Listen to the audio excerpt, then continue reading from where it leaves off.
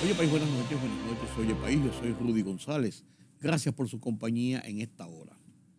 2022 ha sido un año, como todos los años, de muchas tensiones, muchas controversias, muchas altas y bajas, muchos episodios que ocurren en el país. Sin embargo, dos temas han sido de vital seguimiento desde el primer día del año hasta el último día del año, no nos cabe dudas.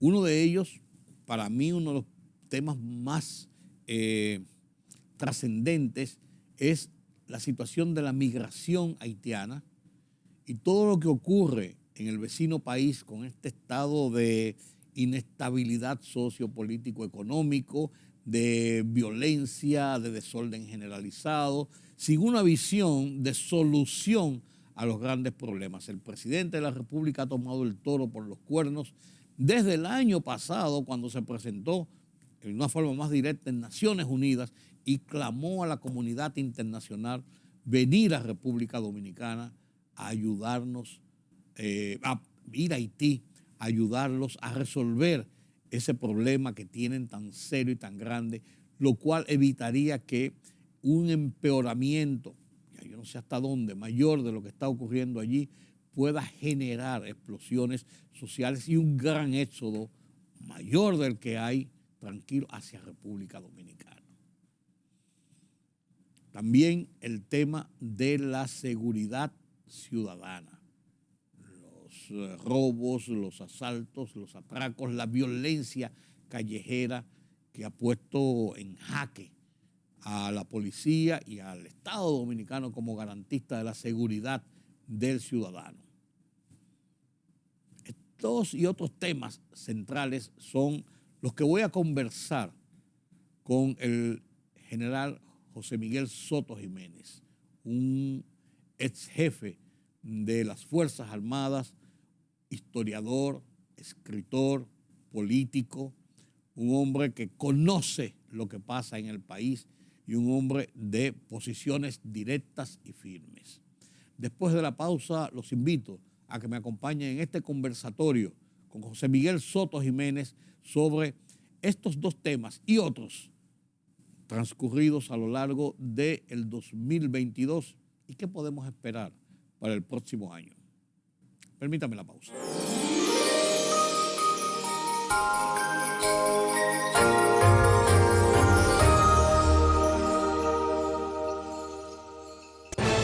La libertad solo reside en los estados en los que el pueblo tiene el poder absoluto. Por el respeto a los valores democráticos y la dignidad del pueblo dominicano, El Rumbo de la Tarde, plural, objetivo, comprometido siempre con la verdad. Con Georgie Rodríguez, Rudy González, Diulca Pérez y Ramón Colombo. Los poderosos ya están en el aire.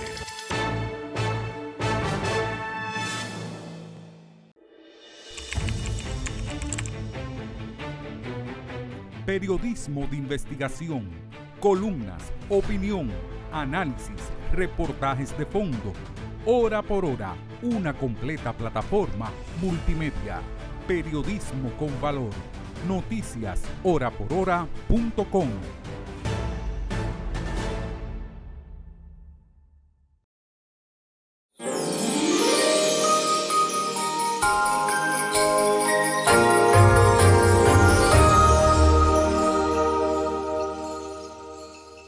Gracias por acompañarnos en este conversatorio para pasar revista de temas centrales, temas nacionales ocurridos a lo largo de este año. No hay que enmarcarlo en una fecha, pero siempre lo hacemos por hábito como para buscar un punto de equilibrio, un antes y un después.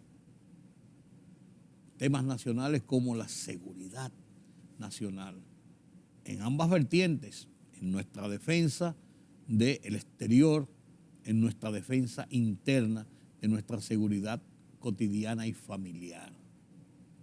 ¿Con quién mejor que con José Miguel Soto Jiménez, ex jefe de las Fuerzas Armadas de la República Dominicana, ex general por sobre todo, escritor, político, un hombre que sabe hablar, que tiene conciencia de lo que pasa en este país y es amigo nuestro. Buenas noches, José Miguel. Buenas noches. Especial satisfacción y deleite de estar en este programa y haber deferido esta invitación que fue doble, ¿verdad? Fue doble. Bueno, pero entonces hay que racionalizar eso para que no se crea que es simplemente un cumplido. Sí. Bueno, primero es una amistad que ya es inconveniente decir desde cuándo data. No, déjalo así. Déjalo así. Y por otro lado, entonces, por el reconocimiento de tu veteranía en el mundo de la comunicación como periodista, entonces siempre, en cámara y fuera de ella, es un deleite poder intercambiar y articular ideas. Sí, porque por eso hacemos un conversatorio. Claro. Esto no es una entrevista Claro. de dime tú tal cosa. Pero en juicio tuyo, yo creo que uno de los temas centrales que nos ha mantenido alerta a los dominicanos a lo largo de estos últimos meses, de siempre, pero de estos últimos meses en especial, por las coyunturas de lo que está ocurriendo en Haití, es ese tema de la migración y de la defensa de nuestra soberanía y de nuestro presente y nuestro futuro inmediato. Bueno, déjame decirte que ese es, como tú lo has dicho, como tú lo has categorizado, ese es el tema fundamental de nuestros días, pero no solamente, como tú has señalado también, no solamente de nuestros días. Ha sido un tema de una persistencia importante, que debemos entonces ponerlo en su justo lugar en este momento. No para las personas de tu generación y de la mía, que tienen quizás una antes y una después, que tienen una idea bastante acendrada sobre el tema. Entonces yo digo, y te lo voy a repetir como si fuera un fonógrafo, lo que yo he dicho siempre, lo que comencé a decir hace 30 años en un famoso libro que tú conoces también mío, Seguridad, Defensa y Democracia, sí, y claro, que estuvo al punto de votarme a mí en ese momento. Y entonces yo dije en ese libro, y anteriormente lo había dicho, estamos hablando de más de 30 años, Más de 30 años. Cuando prologué el libro El ocaso de la nación dominicana de Manuel Núñez, dije que pretender, para encasillarlo como tú quieres, el tema haitiano, dentro de mi especificidad, desde el punto de vista de amenaza militar, pensar que Haití es una amenaza militar convencional para la República Dominicana es un disparate. ¿Por qué? ¿Por qué?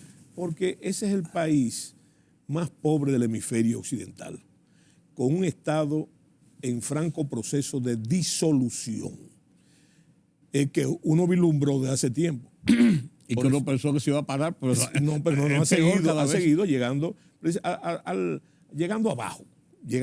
¿Cuál es abajo? Que el Tocando Estado, fondo, como sí, dicen. Que el Estado no existe. Sí. Que el Estado en Haití no existe, porque no tiene esas atribuciones que debe tener un Estado. El control de la población y sus recursos, el control territorial, el control legítimo de la defensa legalmente aceptada, entre otros. Entonces, en la doctrina militar se dice que un país puede agredir a otro. Eso no es una decisión de que yo quiero.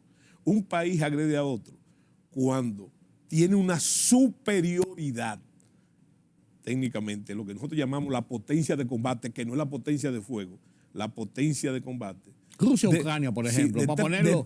De 3 a 1. Entonces ahí usted puede atacar. Entonces eso no hay posibilidad de que eso exista. De ninguna manera. Podría ser a la inversa en tal caso. Sí, ahora, en ese mismo sentido, pensar que Haití como está, en ese estado en que está, y que ha estado siempre en cuanto a la desestabilización, no es el peor peligro, la amenaza más grande que ha tenido el pueblo y el Estado dominicano. Pensar que no es así es una subestimación que podemos pagar muy caro. Y entonces, ¿cómo se contrapone una cosa con la otra? Bueno, porque yo me refería a la capacidad militar de Haití. Okay. Era la capacidad militar. Que no, bueno, ahora no bien, ninguna. Tú hablaste y tocaste y así abriste el programa con el punto nodal de esa amenaza. El punto nodal es la migración ilegal. Mira, y es bueno comprender lo que es la frontera. La frontera es una demarcación sí. que marca nuestra soberanía territorial, ¿verdad? Como tú dices, donde comienza la patria. Donde comienza la patria. Cuando nosotros decimos, termina ahí la patria, no hay como Claro, tú. ahí que comienza la Te he patria. tomado esa palabra siempre, esa frase. Y déjame decirte que no es originalmente mía, debo decirlo, ¿verdad? Para ser honesto. Ok. Es del padre, un gran amigo, lasallista, El padre Abelino. el padre Abelino, Sí. que tú lo oías Sí. decir. Él dice que lo tomó de mí y yo digo que lo tomé yo de él. Él dice que ahí, y me encontré con él en una ocasión en Pedernales, él dice que ahí comenzaba la patria. Y ahí que comienza la patria. Pero yo lo que quería decir, que hay que tener en cuenta, por eso que tú dijiste de la migración ilegal, que la frontera nuestra es una frontera pluridimensional. O sea que no es simplemente eso, sino que esa misma frontera, ¿te acuerdas del anuncio aquel de Radio Guarachita? Polidireccional. Polidireccional. Esa misma frontera cruza por nuestros hospitales, cruza por nuestras maternidades, cruza por nuestras escuelas, cruza por nuestro mercado de trabajo. Sencillamente, y otras muchas cosas más, por los efectos que esa migración ilegal está haciendo en las capacidades nuestras. Mira, los otros días yo cité en las redes sociales,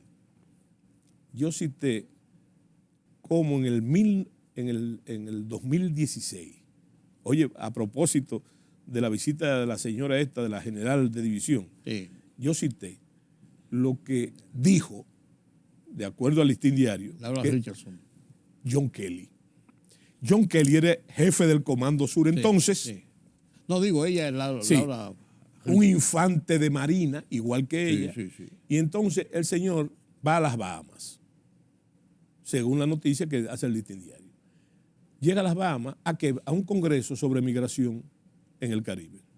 Entonces el tipo abre su ponencia, el jefe del Comando Sur, diciendo que la República Dominicana, palabras textuales, ya no soporta más migración ilegal. Observa que ha dado demasiado, que ha ido demasiado lejos. En el 2016, cuando la migración en esa época, yo me atrevo a decir que quizás era la mitad de la que hay ahora, en 6 años después. Y lo Bueno, más, si solamente el propio Listín Diario citaba en estos días que los últimos 6 años, estamos hablando del 16, que los últimos 6 años entraron legalmente, porque tenían una visa, 1,000,000 y pico, ya tú que eso sabes. no quiere decir que estén legales, sino Sí. que entraron legalmente. que entraron, Que le cobraban unos entraron cuantos. y se quedaron, la mayoría. Claro. Entonces, fíjate qué interesante eso, lo que él dice, ¿verdad? Que no resiste más, que no tiene posibilidades, que el Estado no tiene estructura para soportar esa migración ilegal. Pero mira, el asesor migratorio del Comando Sur, que andaba con él, no recuerdo el apellido ahora del señor, dice algo más interesante, apoyando lo que dice el general Kelly. Es decir, dice, eso que dice el general Kelly, nosotros, los Estados Unidos, lo sufrió en 1980, ¿verdad?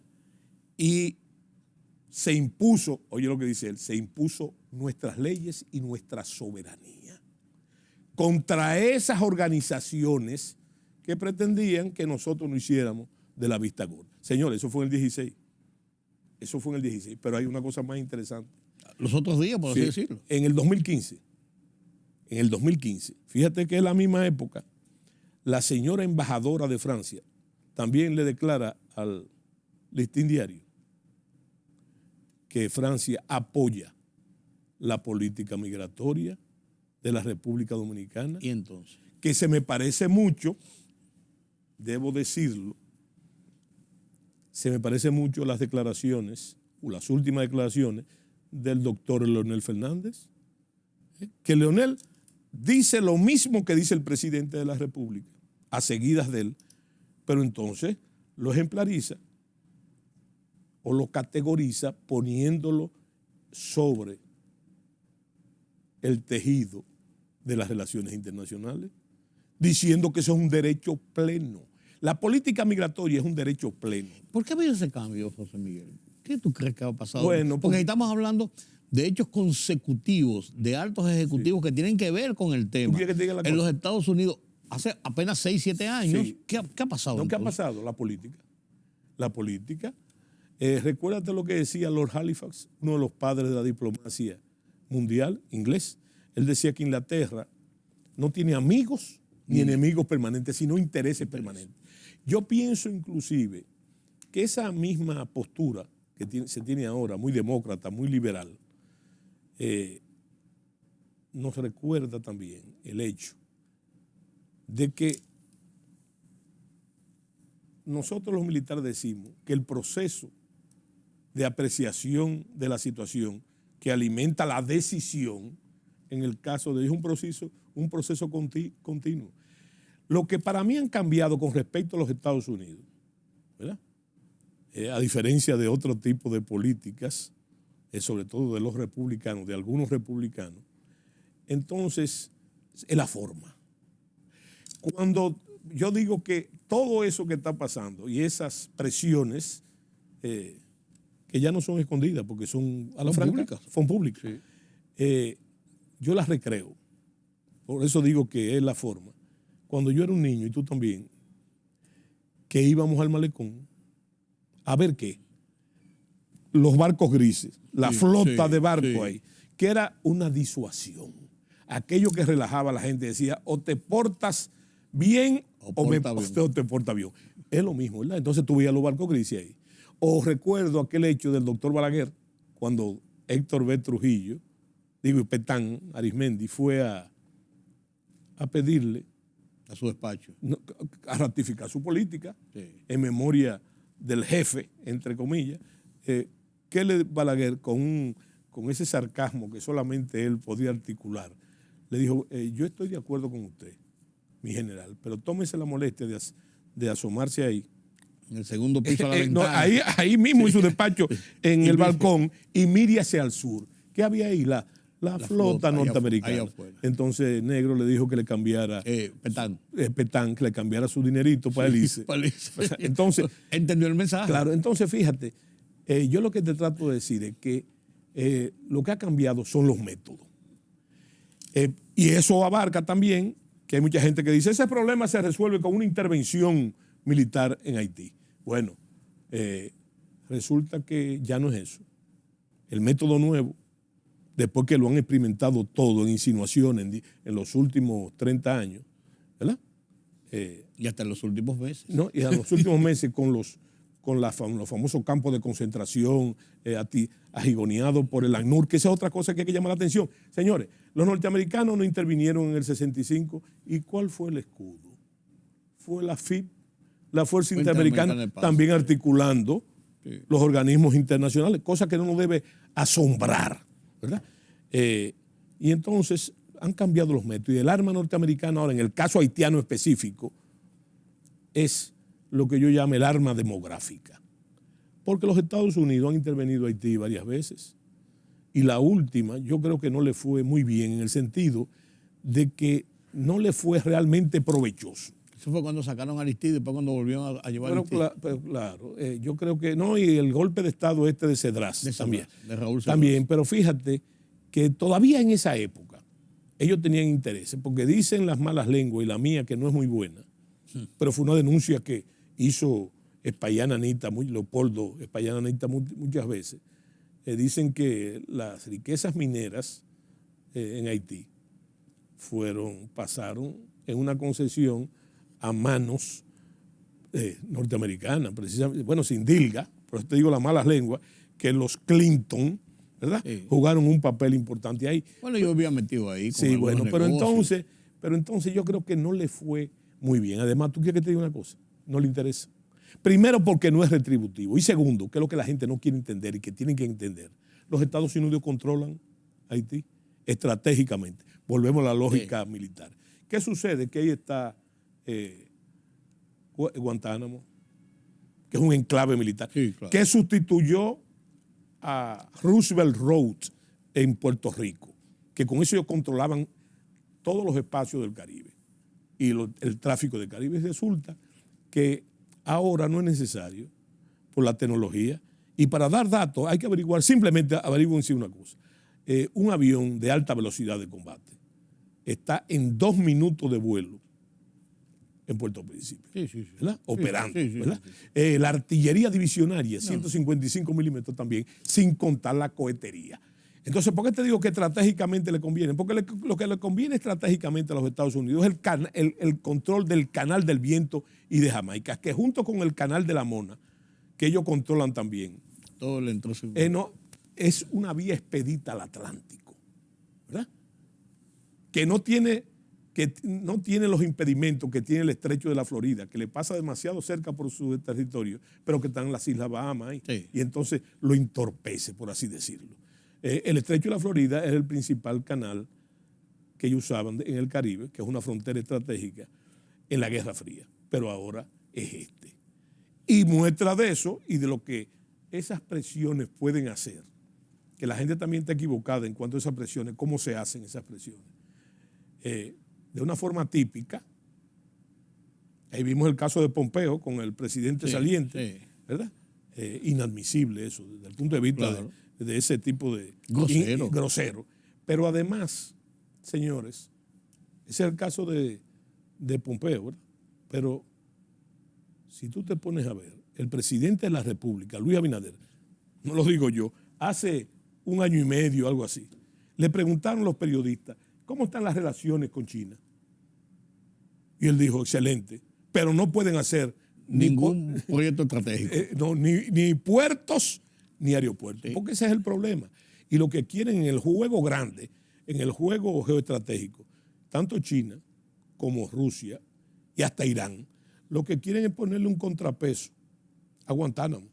Y ese contrapeso se puede hacer o en la bahía de Gonaives o en Pepillo Salcedo, en la bahía de Manzanillo, que yo veo ahí que el presidente acaba de inaugurar.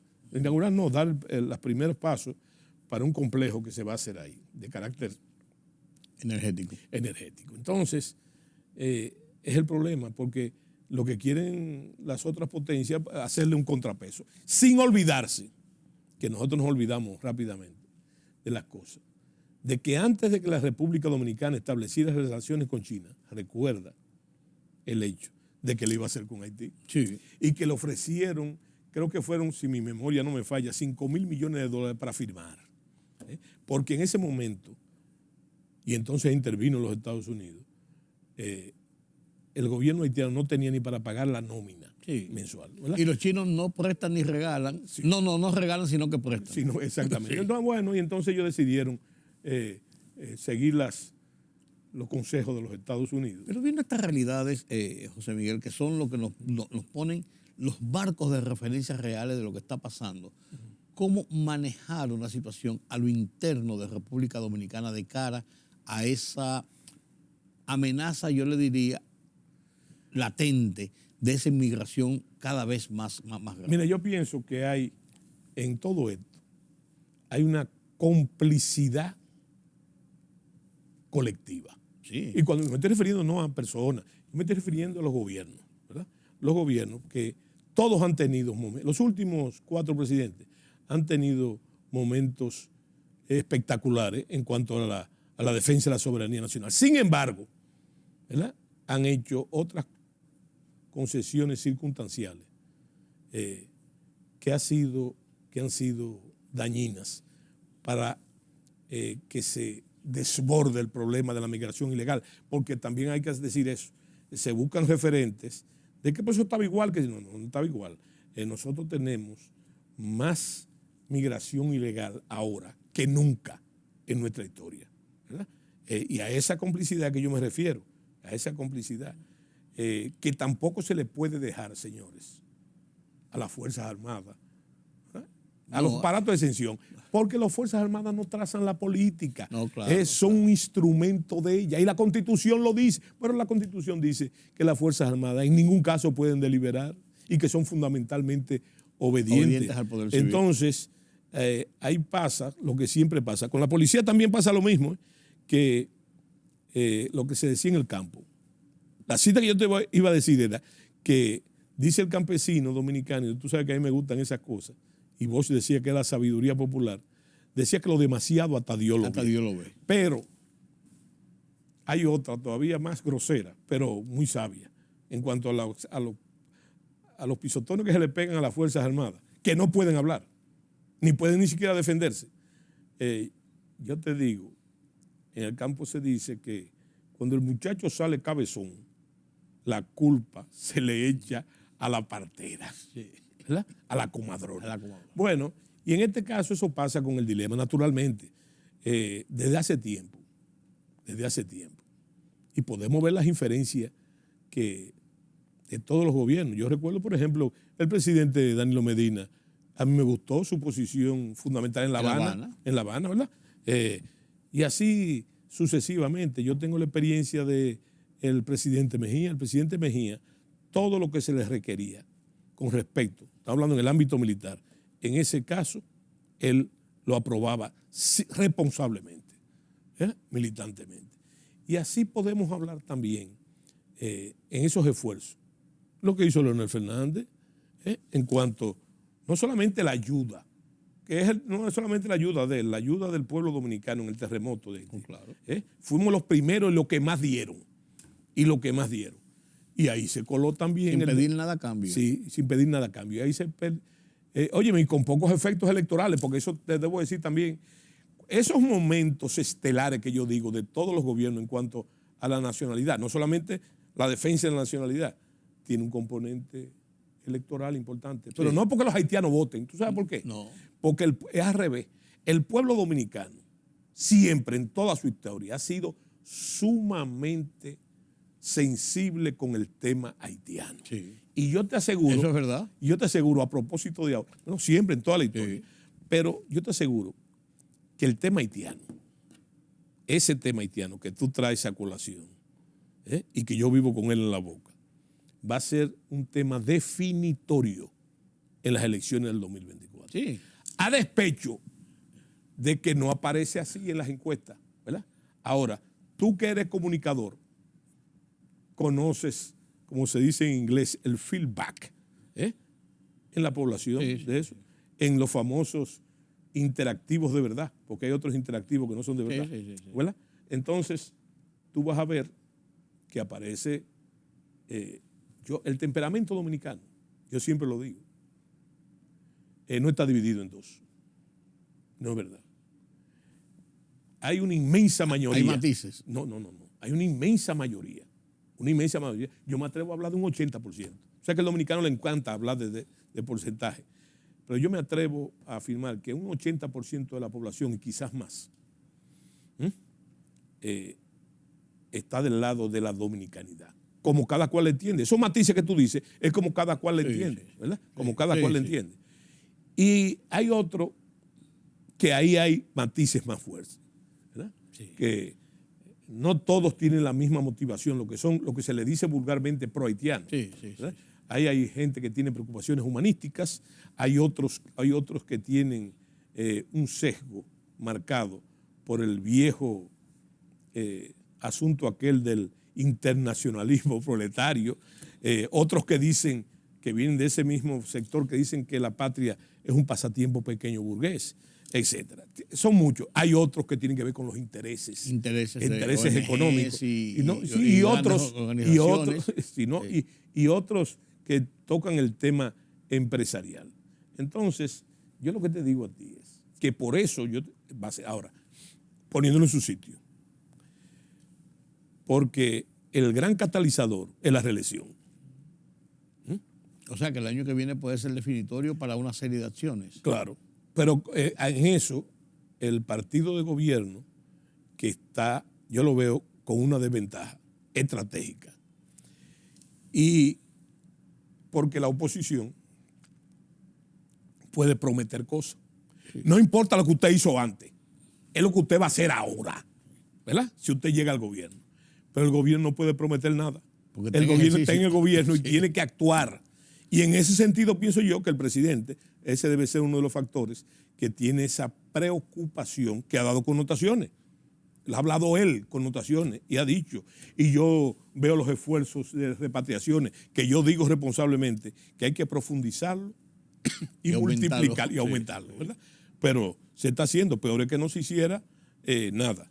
Y entonces en ese sentido, yo creo que va a ser un tema definitorio. Y en ese sentido, yo creo que nos vamos a enriquecer, estoy hablando de la sociedad, de esas propuestas que los depositarios de las mismas y beneficiarios va a ser la población. Bueno, vamos a ver qué pasa con este tema de Haití, que es un tema recurrente, como tú bien dices, José Miguel, que viene de toda la vida, de la vida republicana, Sí. de toda la vida, que tiene altas y bajas, pero que parece que estamos en una de esas, Sí, sí. de esos momentos altos. Si lo vemos desde el punto de vista fisiocrático, podemos decir que si eso es un cáncer, ha hecho metástasis. Metástasis. Y está de forma terminal. Terminal. Entonces yo digo, mira, que una de las obligaciones fundamentales del gobierno es darle respuesta a eso. Porque, mira, yo lo que soy un aficionado a la historia, me gusta la historia, y por lo tanto he hecho investigaciones, etc. Entonces yo creo que el pueblo dominicano, en su temperamento, hay que tomar lo siguiente en cuenta.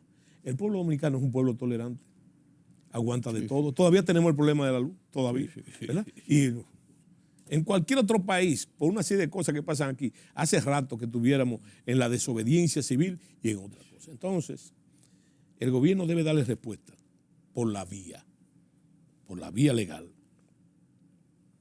a esas inquietudes, a esas demandas de la población, como pasa con el orden público, el orden de seguridad. Porque si no, el dominicano tiene la tendencia histórica a tomar, ¿verdad?, esa respuesta por su mano. Y entonces eso es indeseable. Sí. Eso es indeseable. Y incontrolable en un momento determinado. Indeseable para la democracia misma. Claro. ¿Verdad? Para la democracia misma. Entonces, yo pienso que eso es lo que debe ser. La respuesta tiene que venir, claro, de las instituciones, pero evitando que lleguemos a ese tipo de cosas.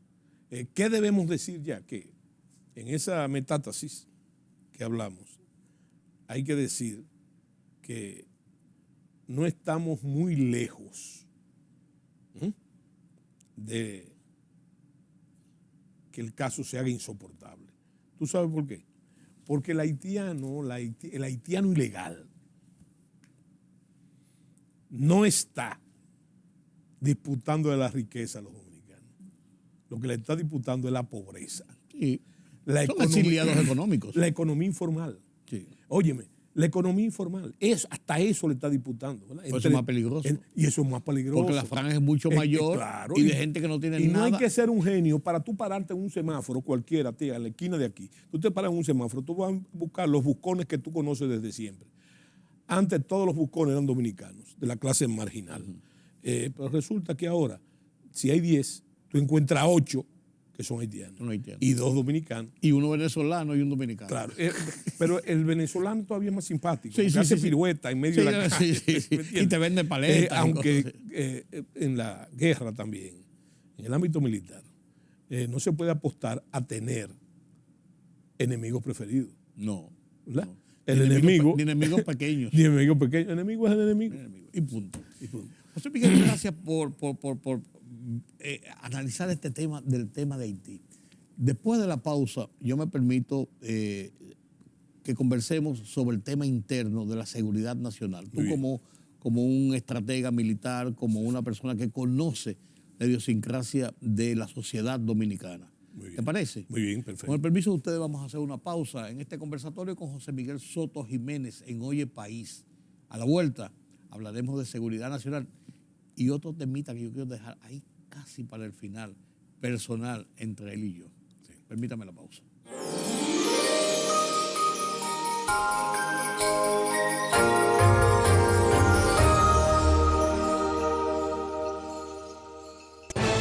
La libertad solo reside en los estados en los que el pueblo tiene el poder absoluto. Por el respeto a los valores democráticos y la dignidad del pueblo dominicano, el rumbo de la tarde, plural, objetivo, comprometido siempre con la verdad. Con Georgie Rodríguez, Rudy González, Diulca Pérez y Ramón Colombo. Los poderosos ya están en el aire.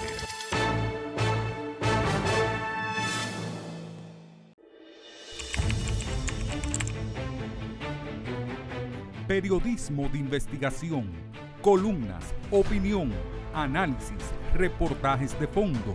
Hora por hora, una completa plataforma multimedia. Periodismo con valor. Noticias horaporhora.com.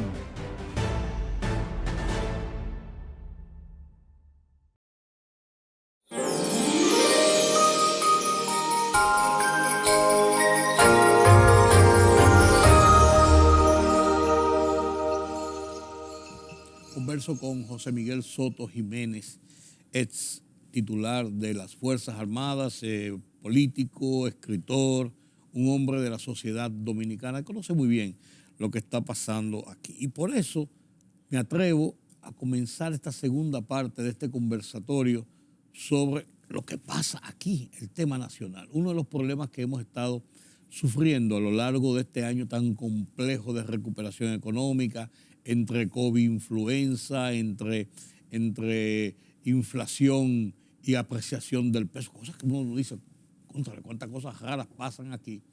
¿Qué está pasando con la seguridad pública? La gente se queja de muchas acciones de la delincuencia, la violencia callejera, los robacadenas y los atracadores, que no son menos trascendentes que los de ladrones de cuello blanco. Usted me dirá, son muchachos que andan en la calle. No, esos matan también y tienen en zozobra a la sociedad dominicana. ¿No es así, José Miguel? Bueno, totalmente de acuerdo. Y qué bueno, y lo celebro, no para que tú te sientas bien, que tú toques el tema como seguridad ciudadana.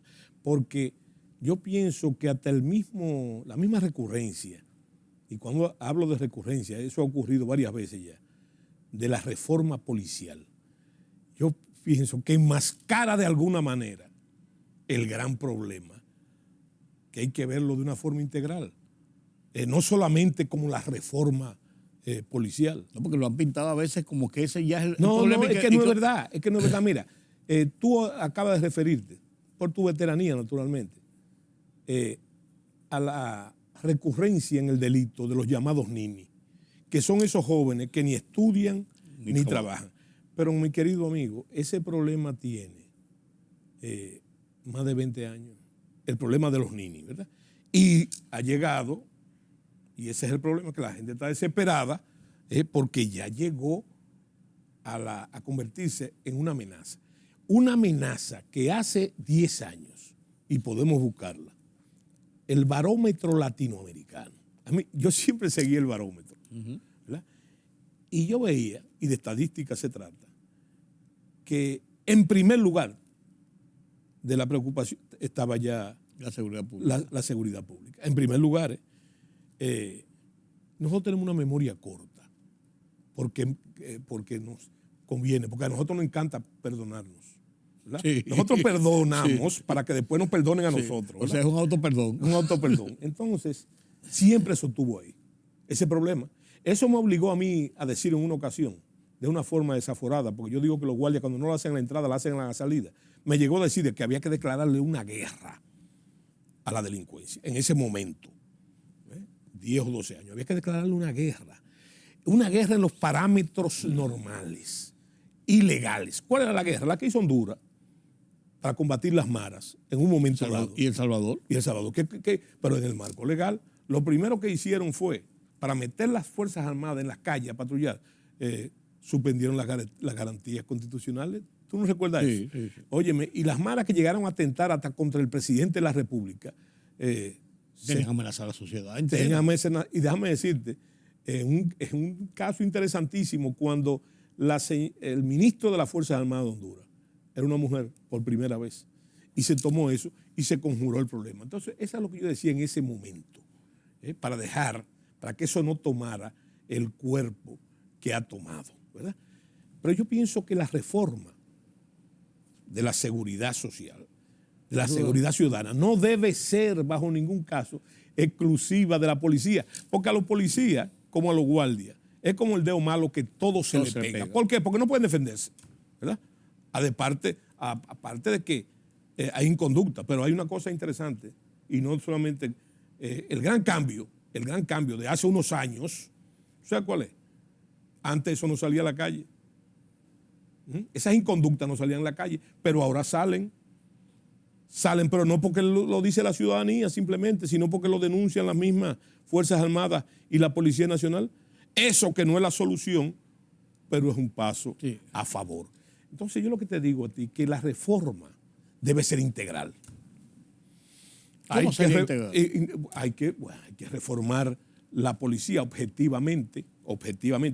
Yo pienso que es incorrecto totalmente que no se tome en cuenta en ese comisionado en el comisionado que se hizo, que hay excelentes ciudadanos, académicos y gente notable y de catadura moral, había que meter a los jefes policiales.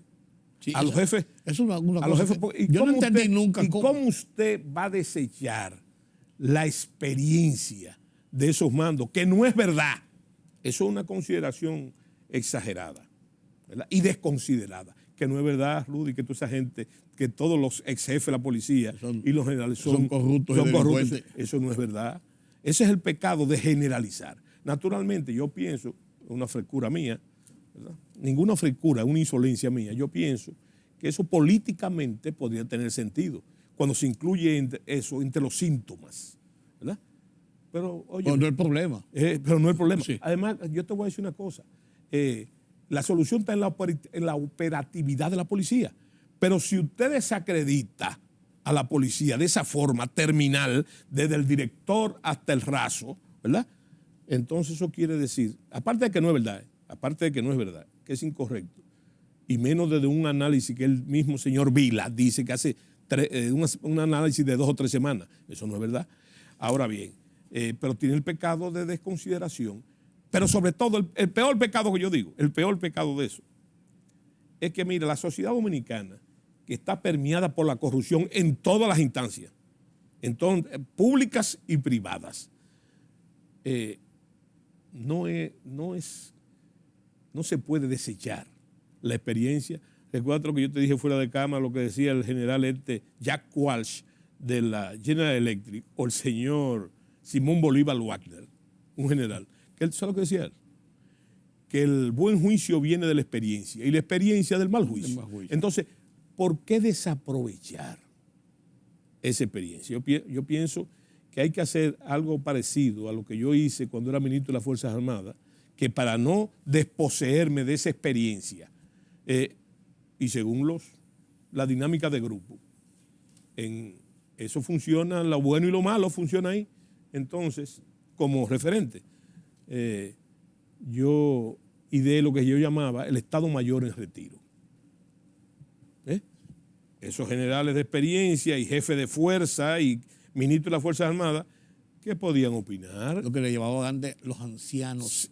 La jerusia claro, en Grecia. Claro. Entonces, yo pienso que ese no es el camino. ¿Verdad? Ahora bien, no es lo mismo lo que yo he dicho en varias ocasiones, públicamente, que yo estoy de acuerdo con la reforma. Yo estoy de acuerdo.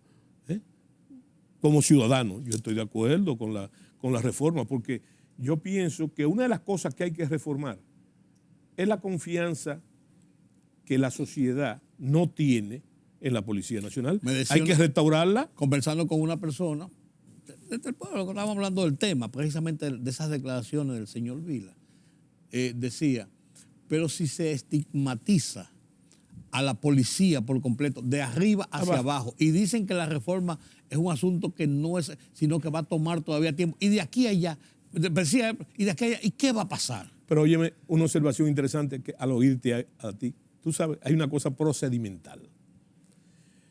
Mira, el actual jefe de la policía, director de la policía, Sí, pero yo te voy a decir que es un policía de pies a cabeza. Entonces él está en medio, y esto es importante, de una acción de comando. Una acción de comando. Entonces, si tú te pones a analizar bien, eso perjudica la dignidad de mucha gente, lo que dijo el señor Vila. Pero también lo toca a él.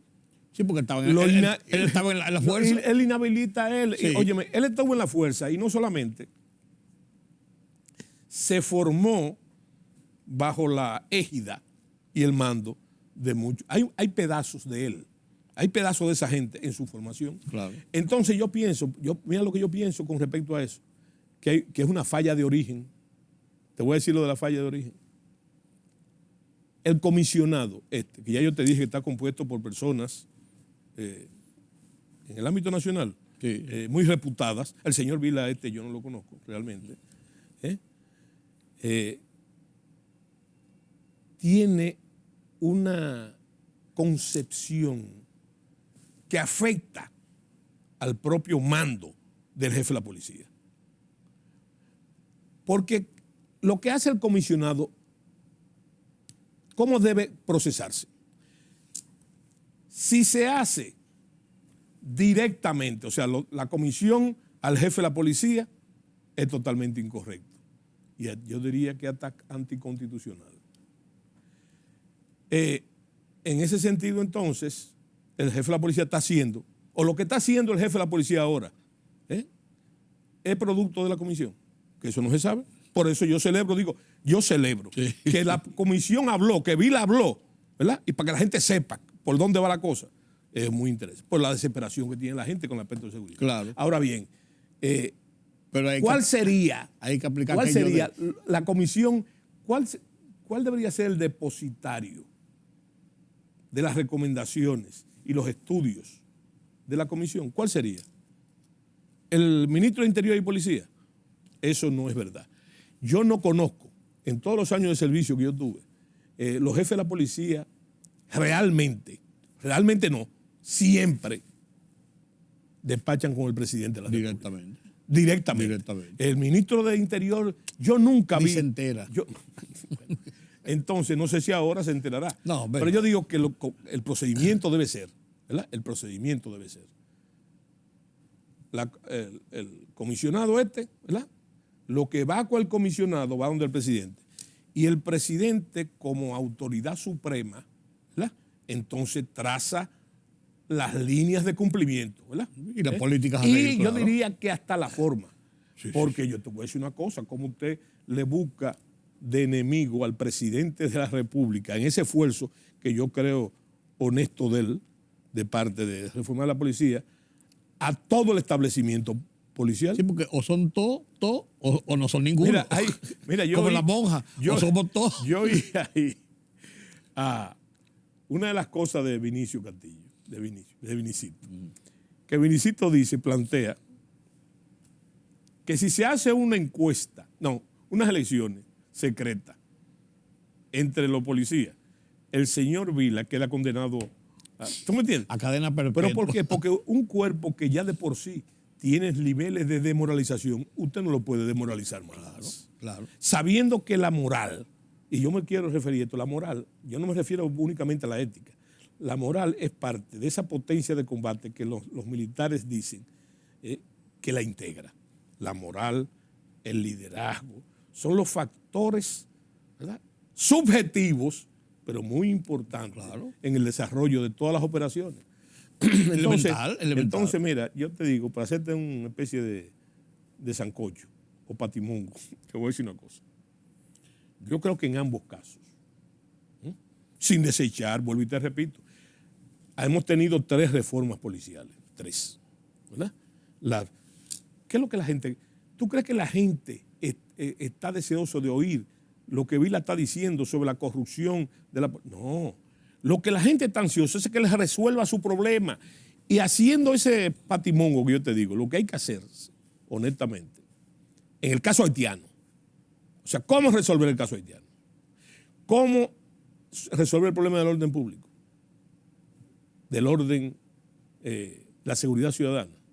El problema es simplemente darle cumplimiento a nuestras leyes. A las leyes que nosotros nos hemos dado en plena soberanía. Esa es la soberanía. Entonces, eso es así.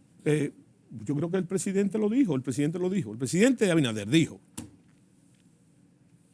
sencillamente, y quizás lo dijo porque, no sé si fue que le preguntaron, pero yo lo había dicho, no estoy buscando preeminencia, lo había dicho dentro de mi especificidad de lo que yo estudié y de lo que yo desarrollé en mi carrera. Yo digo que lo que hay que hacer, ¿cómo se soluciona el tema haitiano? Dándole cumplimiento a la ley. Ahora, ¿quién le da cumplimiento a la ley? La voluntad política. Porque el presidente de la República, si a ti no se te ha olvidado, cuando jura en el Congreso, jura cumplir y hacer cumplir las leyes, ¿verdad? Entonces esa es la solución.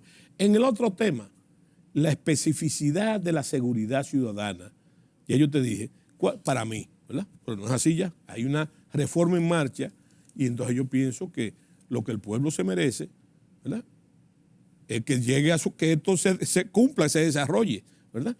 Porque hasta ahora son diagnósticos. Así es. Y lo que hay que destacar, vuelvo y te repito, para bien o para mal, es el mando del actual jefe de la policía, que es un policía. Sí. Y otra cosa que le voy a decir, ese es un policía de formación policial y de ejercicio policial. Pero hay otra cosa. Tú sabes que yo privo en memorioso. Ese señor, el jefe de la policía, el director de la policía, hizo el curso de Estado Mayor de las Fuerzas Armadas, creo, si mi mente no me falla, en el 2004. O sea que es un tipo que tiene la formación y la experiencia para hacer cosas, ¿verdad? ¿Qué sería lo interesante? Que con esas recomendaciones y todo lo demás, lo dejen trabajar. La gente me dirá, mis amigos que me siguen aquí, que conversamos cada noche, me dirán, tú como con esa formación de guardia interno que tú tienes, me decía mi mamá que si yo reencarnaba, yo iba a reencarnar por lo menos en un sargento, porque yo tengo esa formación. Pero, y mis amigos, la mayoría de mis amigos son militares, para que ustedes vean lo que son las cosas, y es militares principalmente. Yo no conozco mucho tanto de los nuevos, pero es militares. Y yo no me perdonaría si no le pregunto lo que ustedes quieren saber también. Un hombre que viene con esa formación militar de toda su vida, que sigue teniéndola, porque eso no lo deja nunca, pero sí hay nuevas visiones y nuevas perspectivas en la vida. José Miguel Soto Jiménez, escritor, José Miguel Soto Jiménez, político, José Miguel Soto Jiménez, con esa tertulia de la Quinta República, de la que yo soy socio fundador, no fundador, socio fundador. Yo tengo unas acciones ahí, yo no sé de cuándo, pero tengo unas acciones ahí. Socio fundador. ¿Hacia dónde va el futuro inmediato de José Miguel Soto Jiménez en esa otra parte de la vida civil, para así decirlo? Bueno, yo pienso que también fundamentado en esa vocación por la historia que yo tengo, esa inquietud que tengo por la historia permanente. Yo digo que, replicando lo que le decía Bosch, Juan Bosch, el profesor Juan Bosch le preguntaba una vez qué se necesitaba para ser presidente de la República, y él dijo conocer la historia dominicana, como él la conocía, o como la conocía el doctor Balaguer. Es algo que ya no tiene la importancia que se tenía antes. Entonces yo no creo por eso. La política es el pasatiempo preferido de la República. Está metido... Más que la pelota. No. La pelota nace de ahí. Yo me refiero, está metido en el ADN identitario del dominicano. Bueno, y qué bueno que tú digas eso. A ti te encanta acicatearme para que yo hable. Tú sabes que a finales del siglo XIX, a principios del siglo XX, vino aquí un embajador norteamericano. Y ese embajador, que no era un embajador de carrera, sino de esa gente que contribuyen, y lo nombraron aquí. Entonces él comenzó, cuando él llegó aquí, primero estudió la situación, que era una situación de inestabilidad política total y que se traducía en guerra. ¿Verdad? Aquí hubo gobiernos que duraron 24 horas, sí, 48, una semana. Entonces le ocurrió una idea brillante de los macachicles, como le digo yo. ¿Cuál fue? Traer la pelota. Para tratar de desvirtuar la pasión que sentía el dominicano y que lo llevaba a la guerra y a la inestabilidad. Entonces trajo la pelota. Entonces, creo que el primer partido se jugó en Montecristi, traído por ellos, y después en Puerto Plata. Pero lo que él pensaba era que esa pasión que se despertaba en los Estados Unidos con la pelota, ese fanatismo, iba a amortizar la inclinación política del dominicano, ¿verdad?, por la pelota. Y déjame decirte que él tuvo razón y éxito a medias. Porque después que él trajo la pelota y que la pelota se pegó aquí como se pegó, entonces ahora el dominicano tiene dos pasiones, no una. Política y pelota. Y la política y la pelota, ¿verdad? Y entonces, y ha seguido así. Entonces, ¿y tú tienes esa pasión? ¿Por la pelota? No, sí. No, por la política. Pues claro que sí. Pero, y te decía que yo no puedo ser, ni juego a la neutralidad. ¿Qué es lo que tú quieres preguntar? Ahora mismo, ¿verdad? Soto Jiménez, como ciudadano, y su organización política está dirigida, está entregada totalmente al tema de la defensa nacional y al tema de esa amenaza que tenemos, de esa amenaza. Estamos dedicados a eso. Pero resulta que el año que viene, 2023, yo voy a tomar partido político, necesariamente. Entra al juego. Tengo que entrar a jugar, ¿verdad? Para seguir la línea del béisbol. Hay que entrar, porque yo no creo en la neutralidad. ¿Tú sabes por qué? Porque la neutralidad conduce al analfabetismo político. Y después entonces resulta que nos damos un gobierno que no nos conviene, ¿verdad? En cualquier caso, entonces tú simplemente lo criticas, pero tú no hiciste nada. Porque las cosas no fueran así. Claro, entonces, en ese sentido, yo voy a tomar sentido. Ya, no debe ser un secreto para ti que yo me voy a decidir, no solamente por el que debe ganar, sino por el que él garantice lo que yo pienso. Claro. En cuanto a la defensa de la nacional. Claro, y otras muchas tareas. Tú no andas buscando que ganen para que te den unos cuartos. Claro. No, o para que me nombren en nada. Claro, Yo claro. simplemente hay que participar. E invito a los ciudadanos que participen en el actual proceso, ¿verdad? Con el principio fundamental, porque no simplemente el tema haitiano. No. Son muchos problemas que tenemos, claro, y tú lo has mencionado. Claro. Y recuerdo una frase de un brasileño interesante que él decía, con respecto a la deuda social que nosotros tenemos, que es grande, ¿verdad? Y que no ha sido satisfecha, que él decía que la libertad sin pan es una flor que nace de un sepulcro. Entonces, hay que construir, ¿verdad? O reconstruir una voluntad política, ¿verdad? Que satisfaga los mismos problemas. Si bien la gente no le pone atención a barómetros latinoamericanos o a nuestras encuestas, pero no a las encuestas partidarias, sino a las encuestas de los problemas que tenemos. ¿Cuáles son las soluciones? Claro. ¿Tú me entiendes? Claro. Entonces, por ahí. Los enumeramos, pero no buscamos la solución. Exactamente. ¿Esa deuda social hay que cubrirla, José Miguel? Oh, pero totalmente, señores. Esa deuda social hay un 70%, oye bien, un 70% de la población que no tiene nada. O sea, no tiene nada de los favores del Estado. En una sociedad, óyeme, qué simple, sin teoría política. Mira, nosotros, parte de lo identitario y de lo cultural, aquí no hay una casa que no tenga reja porque el gobierno no puede garantizar la seguridad ciudadana, ¿verdad? Todo el mundo tiene tinaco o tiene una cisterna o tiene un tanque. ¿Por qué? Porque el sistema no funciona, el sistema de aguas no funciona. En la luz todo el mundo tiene una planta, ¿verdad? Se consume más combustible en las plantas privadas y además, ¿cómo se llama esto? Los transformadores estos inversores. Los inversores. O en el plano más bajo, señores. O una humeadora, una lámpara. Sí. ¿Verdad? Entonces, esos son los retos fundamentales del Estado y sobre todo el gran problema. Mira, aquí hay un problema serio con respecto al empleo que hay que resolver, ¿verdad? Entonces, a eso yo me estoy refiriendo. Esa deuda social que hay que cumplir y hay que participar como tú. Claro, y recuérdate que la clase media que vos le llamabas la baja pequeña burguesía, esa baja pequeña burguesía, que él la gradualiza en 3, ¿verdad? Es la clase políticamente más dinámica. Pero más vulnerable. Pero la más vulnerable. Pero aparte de eso, te voy a decir que eso representa más o menos de un 30%. Y hay un 0.5%, ¿verdad? Que eso lo tiene todo. Ese es el país pequeñito. Y el otro, el de abajo, es el país grandote, ¿verdad? Que para la democracia funcione, hay que resolverlo. Entonces, por eso debemos votar, participar en el próximo proceso. Porque te voy a decir algo. Nosotros vivimos quejándonos. Esta es una sociedad de enunciados y de quejas, como debe de ser, de quejas. Yo diría que la queja y debemos enojarnos también, en cierta medida, por ciertas incongruencias. Pero yo te voy a decir algo, que si seguimos haciendo lo que estamos haciendo, lo que hemos hecho siempre, vamos a seguir igual.